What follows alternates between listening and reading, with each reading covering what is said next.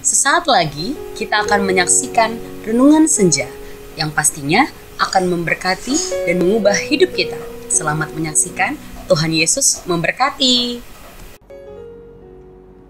Shalom, selamat sore. Jumpa lagi dengan saya Pendeta Deborah Dumasi Sianipar di acara Renungan Senja dari CBM Ministry, Christ Bride Ministry.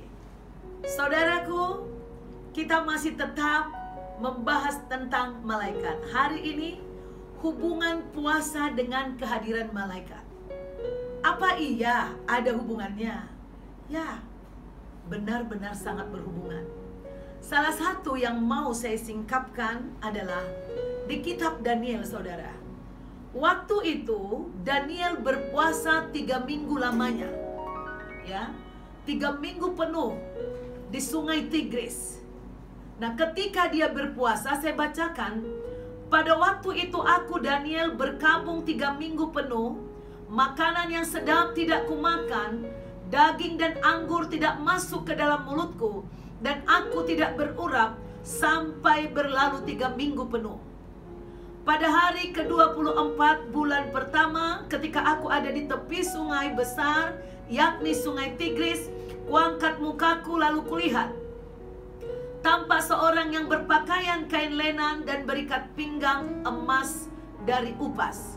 Tubuhnya seperti permata Tarsis dan wajahnya seperti cahaya kilat. Matanya seperti suluh yang menyala-nyala, lengan dan kakinya seperti kilau tembaga yang digilap, dan suara ucapannya seperti gaduh orang banyak. Hanya aku Daniel melihat penglihatan itu, tetapi orang yang bersama-sama dengan aku tidak melihatnya, tetapi mereka ditimpa oleh ketakutan yang besar sehingga mereka lari bersembunyi.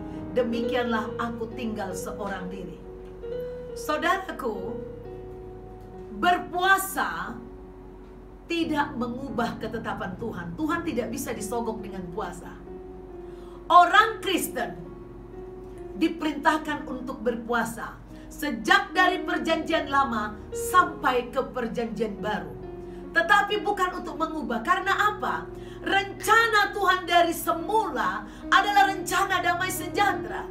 Dia tidak pernah merancangkan kesusahan, tidak merancangkan kematian, maut, kesengsaraan sebagai upah daripada iman kita mengikut Yesus. Bukan. Oleh karena itu, kenapa kita perlu berpuasa? Berpuasa memang adalah salah satu tanda kerendahan hati kita, menunjukkan bahwa kita sungguh-sungguh menghendaki pertolongan Tuhan.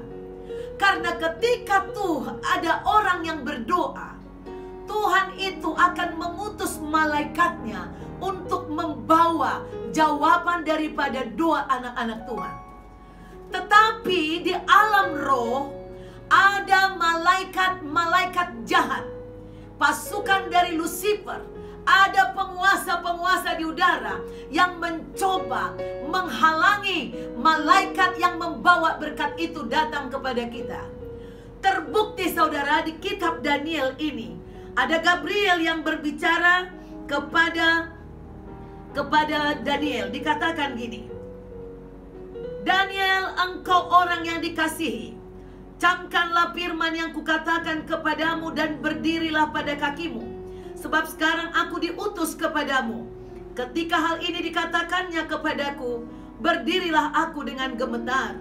Lalu katanya kepadaku, janganlah takut Daniel, sebab telah didengarkan perkataanmu. Sejak hari pertama engkau berniat untuk mendapat pengertian dan untuk merendahkan dirimu di hadapan Tuhanmu, dan aku datang oleh karena perkataanmu itu. Pemimpin kerajaan orang Persia berdiri 21 hari lamanya menentang aku. Tetapi kemudian Mikael, salah seorang dari pemimpin-pemimpin terkemuka, datang menolong aku, dan aku meninggalkan dia di sana berhadapan dengan raja-raja orang Persia. Saudaraku, ketika Daniel baru saja berniat ingin tahu apa kehendak Tuhan, dan dia berpuasa, maka Tuhan mengirim Gabriel untuk memberitahu bahwa doanya benar-benar diperhitungkan, doanya akan dijawab. Tapi malaikat Gabriel baru untuk menyampaikan kabar baik kepada Daniel, itu pun sudah ditentang oleh malaikat-malaikat jahat.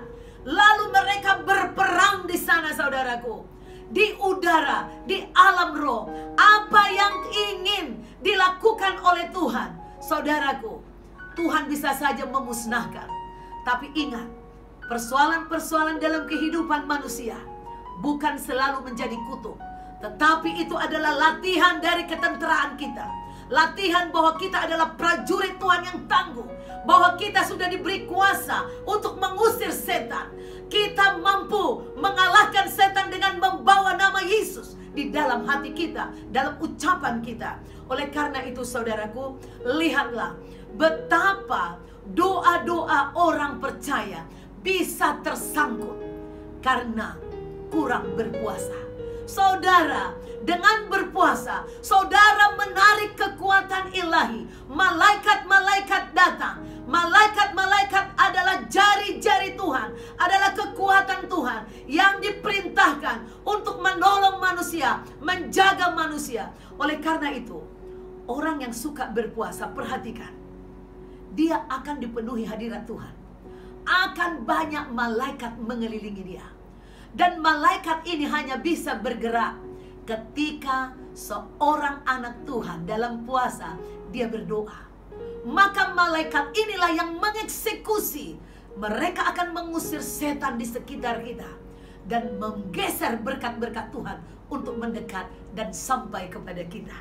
Itulah saudara, betapa pentingnya saudara berpuasa. Bukan karena saudara mau memikul salib, no. Karena kita tahu malaikat adalah pelayan kita, dan mereka berperang. Kesungguhan hati dan doa kita, itulah yang menjadi kekuatan mereka.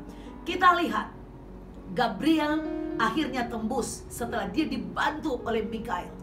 Tetapi dia bilang kepada Daniel, aku akan pergi lagi berperang, menolong, karena akan datang juga penjahat dari Yunani.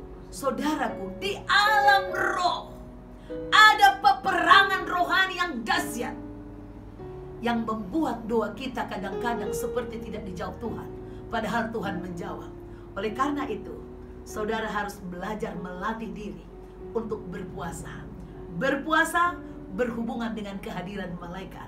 Orang yang dikelilingi malaikat akan banyak mengalami mujizat.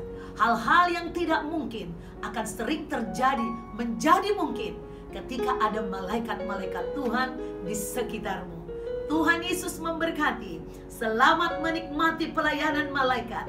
Selamat berpuasa buat saudara. Jika saudara butuh tentang berpuasa, pengetahuan, pengalaman, sharing tentang berpuasa, boleh kontak kami dengan WA ataupun lewat pertanyaan di YouTube. Kita akan bahas satu persatu berdasarkan pertanyaan saudara pada hari Jumat nanti. Tuhan Yesus memberkati. Ingat, ada malaikat, ada berpuasa dari perjanjian lama sampai perjanjian baru. Tuhan Yesus berkati. Haleluya. Sampai jumpa. Jangan lupa like and subscribe dan share kepada banyak orang. Ada malaikat Tuhan. Berpuasalah. Ada malaikat Tuhan menolong. God bless you.